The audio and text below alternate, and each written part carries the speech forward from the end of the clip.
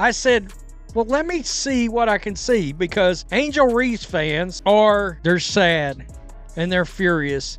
The recent wave of buzz surrounding Angel Reese and the sellout of her unrivaled jersey has raised significant questions, not just about her popularity, but about the transparency and strategy of the unrivaled league as a whole. On the surface, the narrative is an exciting one. A rising star in women's basketball breaks records, generating unmatched demand for merchandise that flies off the digital shelves within minutes. But when you pull back the curtain, as this video does in meticulous detail, the cracks in that narrative begin to show, clearly, loudly, and in a way that challenges the league's credibility. It began with a seemingly innocuous announcement. Unrivaled, the Women's Pro Basketball League, had released new jerseys, including Angel Reese's, which reportedly sold out in just 2 minutes. That statistic alone was enough to trigger waves of media coverage and social media frenzy. But the story's rapid timeline raised eyebrows. The jerseys went live at 10:04 p.m. Eastern Time, and by 10:08 p.m., articles were already circulating claiming Reese's jersey had sold out. For many, this was suspiciously fast, not just in terms of consumer demand, but in terms of media logistics. How did multiple outlets get the same information, write, edit, and publish polished pieces within minutes? This sparked suspicions that the entire scenario was orchestrated.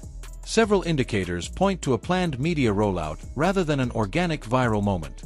Multiple players' jerseys, including those of Chelsea Gray, Kayla McBride, and Natasha Cloud, were reported to have sold out at the same time. This raised red flags. While Angel Reese commands millions of followers and mainstream appeal, the others, though respected athletes, do not have nearly the same level of recognition or influence. It seemed implausible that such a wide range of players, with varying degrees of fan bases and marketability, would experience identical sellout moments. That's not how consumer behavior typically functions. In real product launches, like with iPhones or limited edition sneakers, the most popular items disappear first, while others may linger. The simultaneous sellouts across all jerseys defy this reality. Then there's the question of inventory. Some speculate that only a very small number of each jersey was made available to begin with. The number 5 has been jokingly tossed around. Perhaps only 5 Reese jerseys were ever in stock. If true, this tactic wouldn't reflect genuine demand, but would instead serve as a classic marketing ploy: artificial scarcity. This strategy creates the illusion of high demand, prompts media attention, and elevates the perceived popularity of the product or person associated with it. One of the most damning pieces of evidence comes from the fan response. Dozens of fans flooded social media, confused and frustrated that they couldn't buy the jersey despite being online the moment it dropped. "I was there the second they dropped and it sold out," one user lamented. "How is Angel Reese's jersey already sold out? I didn't get to buy it," said another. These were not passive fans checking in hours later. These were eager buyers who were ready to support, only to find that nothing was left moments after the product supposedly became available. Adding fuel to the fire, there's been a curious absence of social proof. In today's age of unboxings and merchandise hauls, the silence is deafening. Normally, when a product sells out, social media becomes flooded with posts from fans showing off their new gear. With Reese's jersey, virtually nothing.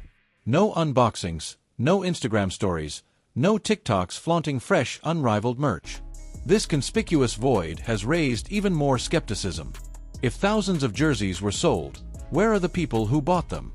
Meanwhile, the league's overall performance and infrastructure raise their own concerns. Viewership for Unrivaled has been abysmal, so low that it couldn't fill a high school gym. If the league can't draw substantial crowds or television ratings, how is it moving merchandise at record-breaking speeds? The numbers simply don't line up. Even more troubling is the league's financial status.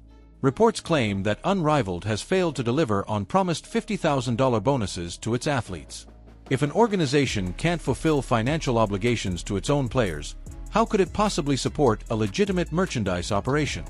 This entire episode, therefore, appears to be a textbook case of narrative engineering. By releasing a limited number of items, announcing rapid sellouts, and coordinating a media push, the league manufactured a cultural moment that likely never reflected actual market activity. This isn't about whether or not Angel Reese is popular. She clearly is.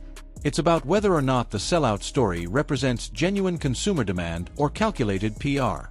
The troubling aspect here is how these tactics deceive not just media but fans. Supporters who rushed to buy merchandise were left empty-handed and bewildered. These are real people who want to champion women's sports, who believe in Angel Reese and want to represent her journey. They were caught up in a marketing campaign that prioritized optics over access.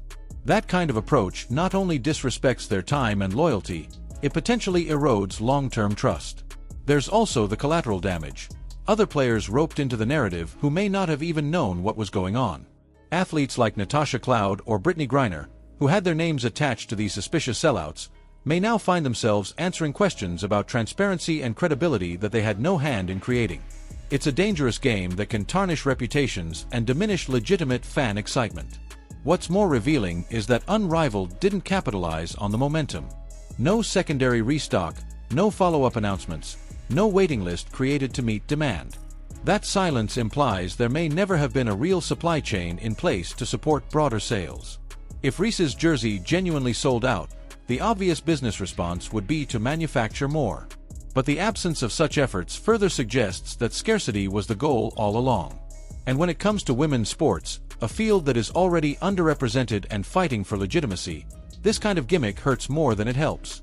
The goal should be to build sustainable interest, create access for fans, and tell stories rooted in authenticity. Instead, what we got was a manufactured moment designed to go viral, with little thought given to the aftermath. There's no question that Angel Reese is a cultural force. Her name alone brings attention, viewership, and passion from fans. But when that name is used to prop up shaky infrastructure or cover for underwhelming league performance, it cheapens the brand and misleads the very people trying to uplift it. The takeaway: it's okay to be excited about your favorite athlete. It's okay to support new leagues trying to make space in professional sports. But it's also okay, and necessary, to question narratives that seem too perfect. That's not cynicism, it's discernment. It's how real fandom grows, by being informed, by holding institutions accountable, and by demanding that hype be backed by substance. What do you think? Was this just a clever PR move or a shady marketing tactic? Do you believe Angel Reese's jersey actually sold out in 2 minutes, or were fans fed a story too good to be true? Sound off in the comments, and don't forget to like, subscribe, and turn on notifications for more real talk on sports, athletes, and everything that happens behind the scenes. Because sometimes the biggest plays don't happen on the court, they happen in the headlines.